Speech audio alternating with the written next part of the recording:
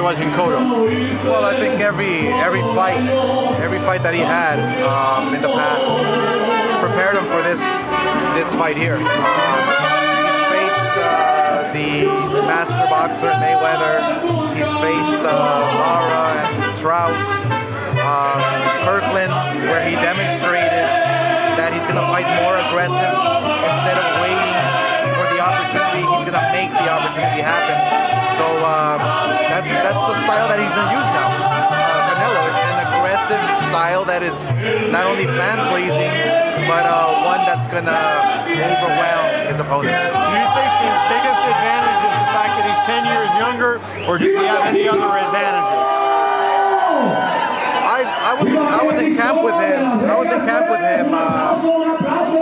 was there about 12 times during camp. And, he's looking fast. He's looking very elusive, very moving side to side on his feet, and he's throwing a lot of combinations, which is great, and jabs. So every fight he's evolved, every fight he's getting better, and he's only 25 years old, so there's a lot of room for improvement. As a guy yourself who had a good left hook, Cotto has a great left hook that he hadn't been throwing, is now coming back. If you're Canelo, how concerned are you about Cotto's left hook, and what does he have to do to defend it? It's very concerning. Cotto has one of the best left hooks in the business, and demonstrated that against Gale in New York. He knocked him out. I mean, he landed it perfectly. So, yes, I mean, Cotto, you know, he's older than Canelo, but I believe, you know, with all the experience that Cotto has and everything he brings to the table, it's not going to be an easy fight for anybody. It's going to be a very tough, grueling fight for both sides. When he left the ring after beating Kirkland, was it your sense that he started to peak at the right time in his career, and that the Mayweather loss probably helped him? Is that one of those mistakes to be cleared up? Exactly. That's exactly what I feel, is that he's not even close to peaking yet. I believe he still has a couple more fights where we're going to see him at his best, but he's darn sure close to it. You know, Kirkland, he came in aggressive. He weathered the storm against Kirkland, and he took care of business. And now against Miguel Cotto, you know, this is something very personal for him, which is interesting, because when it's personal for you, I mean, you go that extra mile to make sure you take care of business.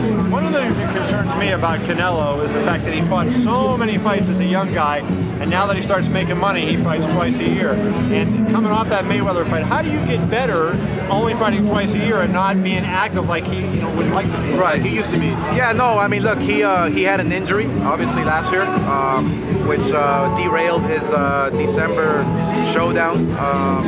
But he wants to fight 3-4 times a year. That's his plan. And you know, after this fight, we're gonna sit down, go back to the drawing board, no matter what happens, and keep him busy. I want to ask you about this. I wrote a thing about Top Rank last week, talking about how their 12 Olympians have to deliver for them because they don't have the star anymore.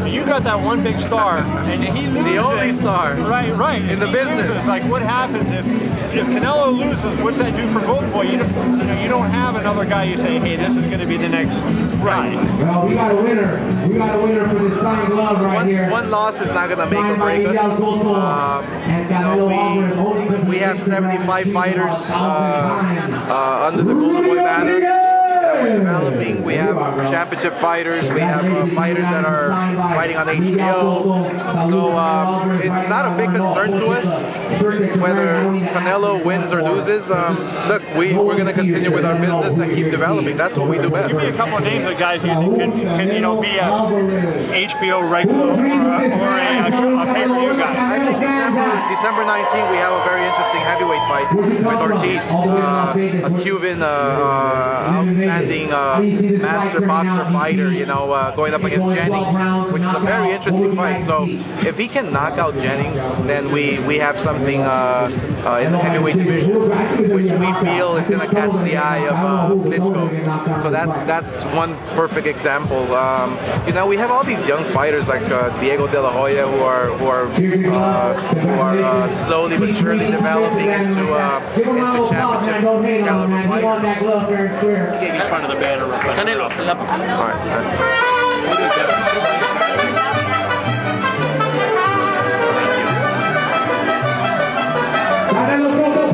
Go ahead, sorry. Oscar, what do you think about Cotto dropping the belt? What do you think about Cotto not paying his sanctioning fees and getting stripped of the belt? I think it's a disgrace. I think the fact that it's every kid's dream to fight for the middleweight championship title of the world. It's a disgrace to the promotion, and it's a disgrace to the sport.